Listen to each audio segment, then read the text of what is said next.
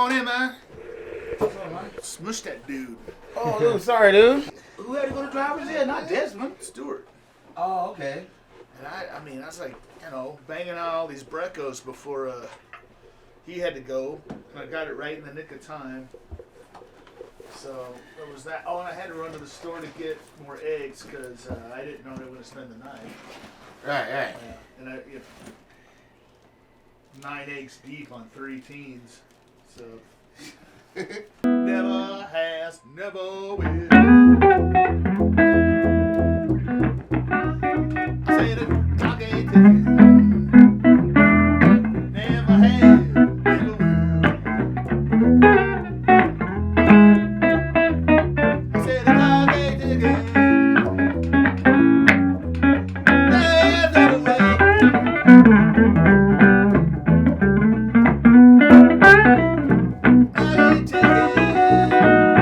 Never has, never will. I said, Smith McKay all day. Ain't no wizard. Came off the grave.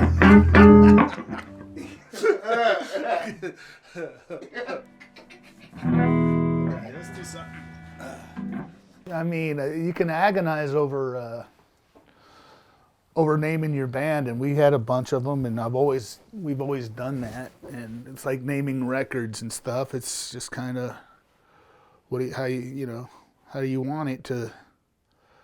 How do you want to tell people what you are and what you're doing with a name? And we had a few of them. I can't remember them. I should have wrote them down, but. Smith McKay all day. Basically, I wanted to use our names so there wasn't any confusion. And all day is just, a phrase I picked up.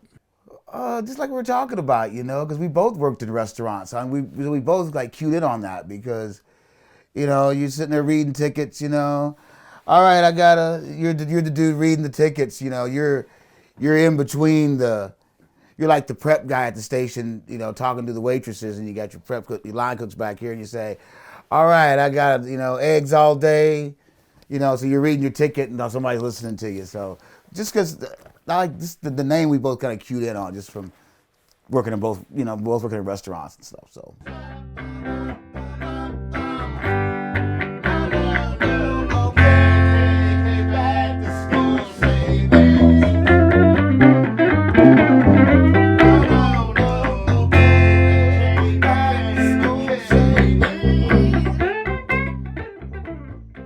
Well, we moved into this house, and Pat was painting some trim on it, and the point man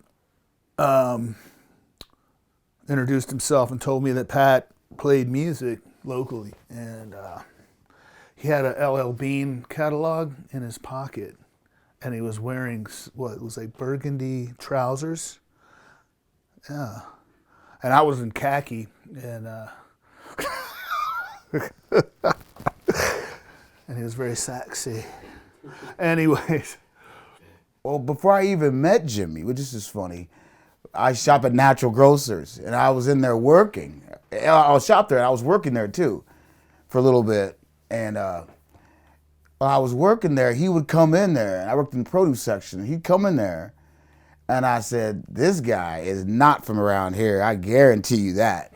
Like anybody from around here. So I was like, he ain't from around here, that's for sure. So that was my first impression of Jimmy, I approached him. He had his earphones on, listening to probably, not Toots, but Steel Pulse. And so you want to jam? I said, yeah, man, let's jam. So.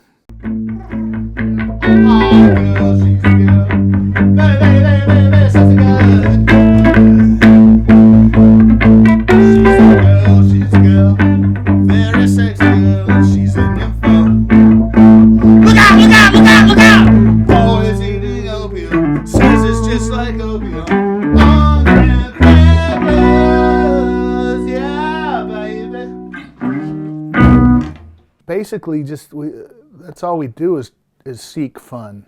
You know, I mean, we just want to laugh as much as possible, and play as well as possible, and get paid as much as possible.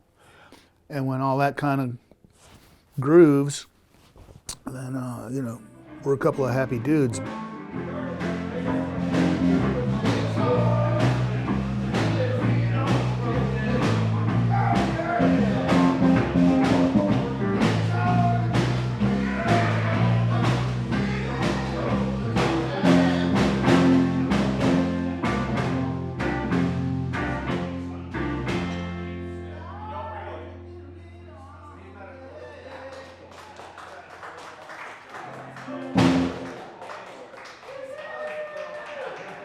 Well, just both of those things. It's love and hate. You know, I mean, the bad stuff, it's like, you know, it's intolerable and you avoid it, and the good stuff you love and are gravitated towards. So, yeah, every day it's just a part of my life. You know.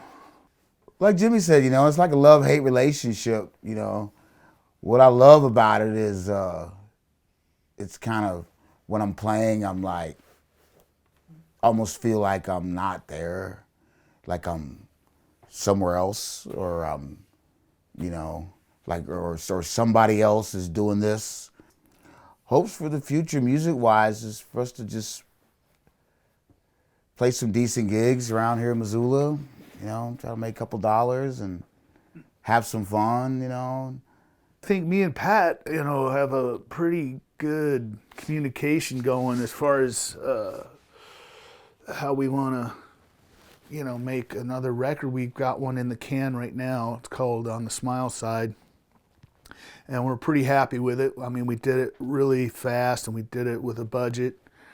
You know, it's hard to kind of take it as seriously as you need to kind of maintain a fan base, but I don't know. Me and Pat are committed and locked in, so fuck it.